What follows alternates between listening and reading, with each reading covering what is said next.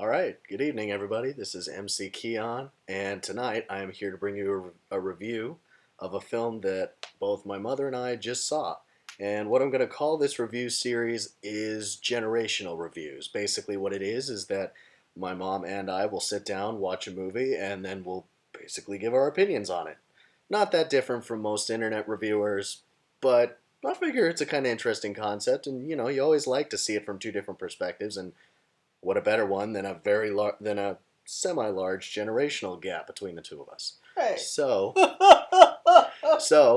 this evening, as you all can clearly see, we just got back from seeing the brand new 2014 Godzilla movie, which I gotta admit, after seeing what the reviews were saying, I see what they mean, but between the two of us, we both think it really, really worked. So, story, pretty basic setup for a Godzilla movie. Bring up the 1954 incident of the original Godzilla, bunch of government cover-ups, Bryan Cranston's involved with it, we got a couple of nuke issues that were going on, of course, social commentary, everybody, nuclear power is going to destroy us all, or save us all, we don't know. But what we end up finding out is that there is a creature named Moto that is living underground and feeds off radiation because it's actually just as old as Godzilla, which we have now been given a timeline as being millions of years old. So they're switching. So basically, big fight, military gets involved, and eventually I don't think I have to give away the ending because if you've ever seen a Godzilla movie, you know how it ends. So, aspects of it. I thought there are parts of the film that sort of make it feel like you didn't need Godzilla in it, unfortunately. There are certain scenes where it seems like it's so focused on the people and the enemy monster that Godzilla's kind of thrown in there, and there are other scenes, though, where it does seem like, yes, Godzilla's absolutely necessary. You can kind of go either way on it, and like I just listed, I've got either way on it.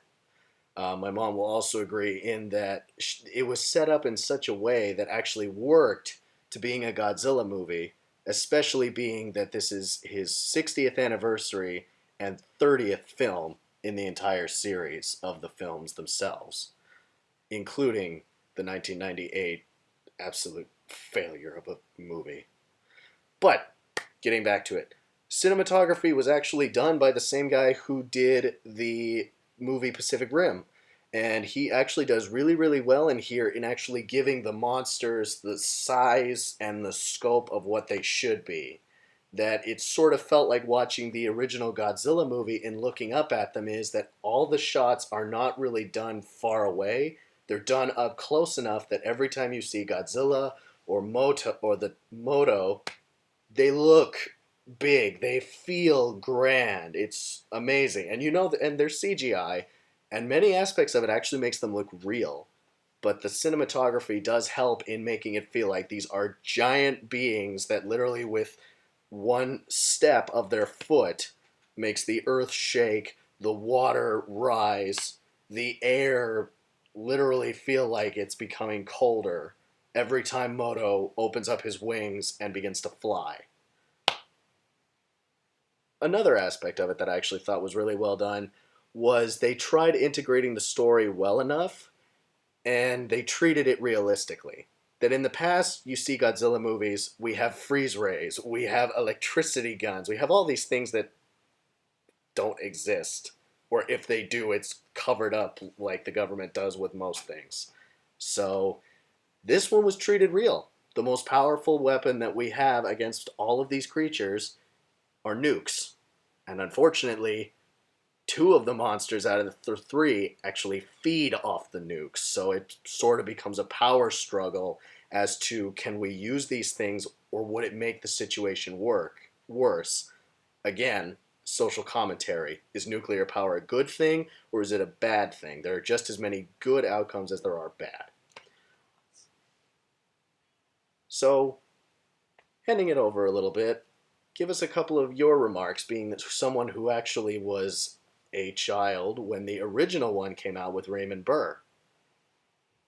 That's right. I was. I was less than 10. Um, Loved the roar. It's the old roar. Puts chills up and down your spine. It's a little more high pitched than the original one, but you can actually hear the leather gloves scraping against the cello strings, just like in the old movies. The anticipation, is Godzilla going to show up? Is he going to be able to beat these things? Is he going to turn on the city if he does beat these things? Are the humans going to kill him? Uh, They can't, by the way. Big shocker there. so it had classic storylines. What else? Well, Oh, uh, sad to say that two of the big fight scenes took place in Hawaii and destroyed a hotel I stayed in. My hotel's gone. And then destroyed the city of San Francisco's. and Nevada. And Godzilla didn't do it, but part of Japan got totally blown up, and it looks like out of the game The Last of Us. It's pretty cool, actually, how they do that. But yeah, But definitely worth the time, definitely held my interest, definitely applauded at the end. So I would say it, of the modern era Godzilla movies, it reminded me so much of the first one in my youth that I would give it 3 thumbs up. see, there you go. We don't even have that many, and she already says that many. And actually, another aspect going off of the anticipation thing you talked about, not in giving anything away, but with that anticipation, it feels extremely Hitchcockian with the way they do it. That it either sits on Godzilla long enough that you really go like, is he gonna get up? Those of us who've seen the movies before say, of course he's gonna get up. Buildings, tanks, guns, nothing has ever truly killed Godzilla. So it's just a matter of how long is he going to take to get up there. And some of those scenes got so much, I literally felt myself inching towards the edge of my seat saying, come on, he's gonna kill him. It's gonna show up, Godzilla, any second. And just as I was thinking, any second now, Godzilla would show up and the action would continue and things like that. A comment actually made also is that he's fat. I'd like to hear your opinions on that one. Is do you think this new model is fat? I frankly think it works since they are trying to update the model and make him even bigger. He's actually if you there are charts on Google Images, he's significantly bigger than he used to be. So do you think this new design is a good thing, or should they go back to a little bit more of the thinner design, especially since now he has much more of an alligator crocodile aspect to him than the old-fashioned lizard with the scary looking eyes. But he is still extremely intimidating. His height is exhumed really well. Would like to have seen more scenes with him, but that's okay since we're trying to reintroduce him to a new generation. And telling a story that, even though it has been told for a very long time, still trying to keep it fresh and still trying to keep it so that way they fill the seats, or you'll go out and add this to your DVD collection of the other 29 of them. No, I am not considering the Matthew Broderick one. No. Sorry. So, overall rating, I'd give it an 8 out of 10. As my mom says, 3 thumbs up. And as a big fanboy of the lizard, I'm glad to see that he's back. And I hope that they make 3 more movies with him, because I feel with this CGI generation, there's a lot more that you can do, more than just the man in the rubber suit, even though we will always remember Godzilla in that fashion. These are my words, and now I wish to hear yours. Good night, everybody.